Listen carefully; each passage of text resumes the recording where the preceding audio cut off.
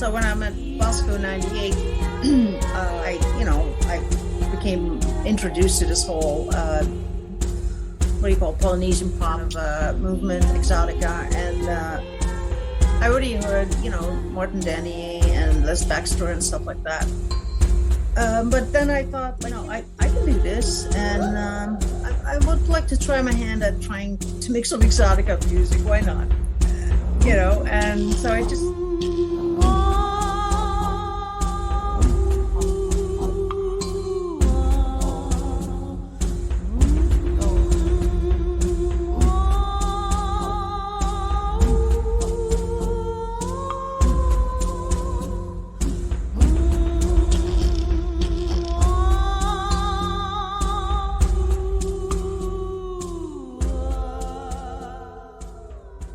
So stepped into podcasting and started pivoting that podcast from documenting a beekeeping journey into interviewing other guests.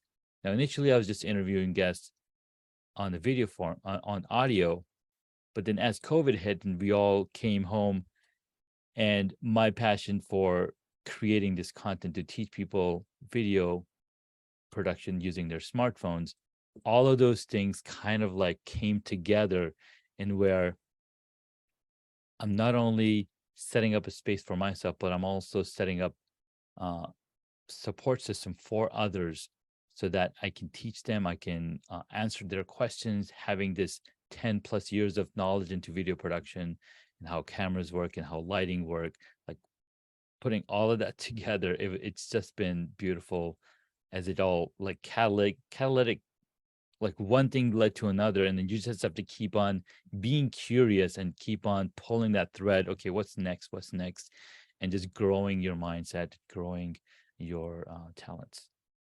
It is especially common for women, and so noticing, like, am I doing this? What is my motivation underneath this? Am I hustling right now? Am I pleasing and appeasing, or am I really standing in my power of not shrinking? Am I staying firm in who I am, my sacred size? I know one of the things when I first started doing this work is I had a mantra is just be yourself, be yourself, be yourself. And it's like, if it doesn't work, then it's okay. Just be yourself.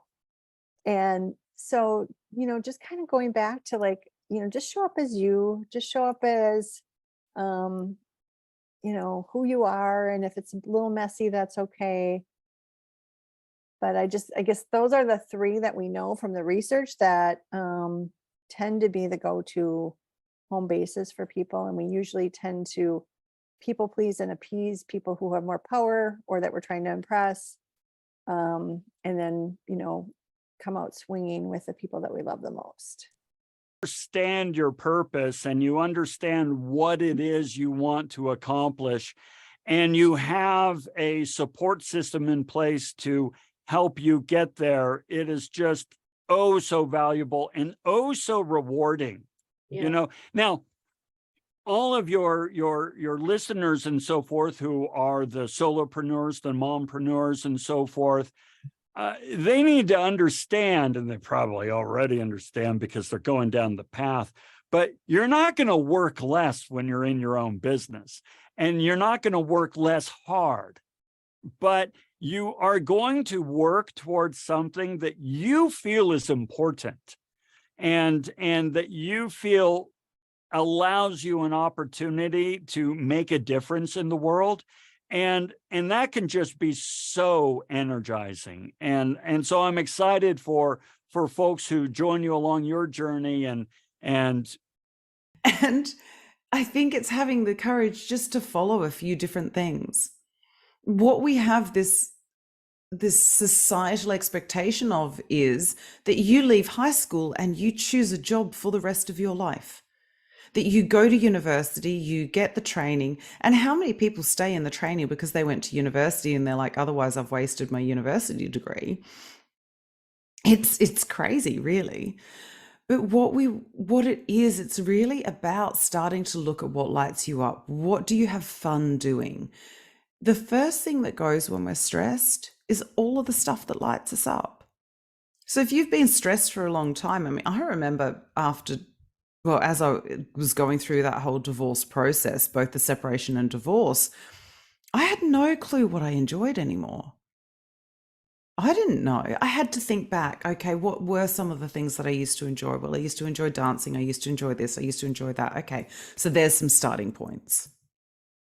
And that's kind of where I had to start with it. It's playing with it. It's giving yourself permission to try a lot. What is the word I'm looking for? Like, screw being realistic. Like, dream big, be bold. Like, the world has never been at a choice point like this. The climate crisis demands so much change of the world around us, like in our economic system, in our communities, in our energy, in our homes, in our agriculture, in our fashion, in every single part of the world. So like, if you have some dream and everyone around you says that it's not possible, or everyone around you, including yourself, says that, oh, but that would be nice, but you can't really do that, or the world isn't like that, this is just the way the world is, you need to just forget about that. Don't listen to that. Like, go in on it, follow it, trust it, and it will take longer than you think, but believe in it enough to keep going. And I think that that is such an important message to have in the world today. To follow what's yours isn't easy. I'm not guaranteeing this is an easy path or a painless path, but it is ultimately a needed path, and remembering that as you for all the television networks as a writer, but I come from a family of writers, and that's really important to me, and it always has been. So as a child, when I was taking guitar lessons from my now passed uncle, they're all writers.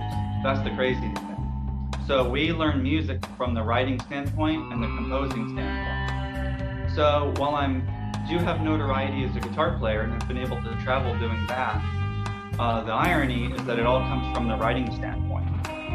So if you ever to listen to Easily in the Riptides or some other projects that I'll do, they're always coming from the writing standpoint and not like from the band standpoint, if that makes sense. So I'll make this quick, but it's very important, and it's exactly on the topic of passion for this episode. So my grandfather was a writer in the 50s, and he wrote for RCA, and he was one of those ghost writers. So when you hear like the newest single hit that would come out, he was the guy like in parentheses, and that's really important if you're into music. Like,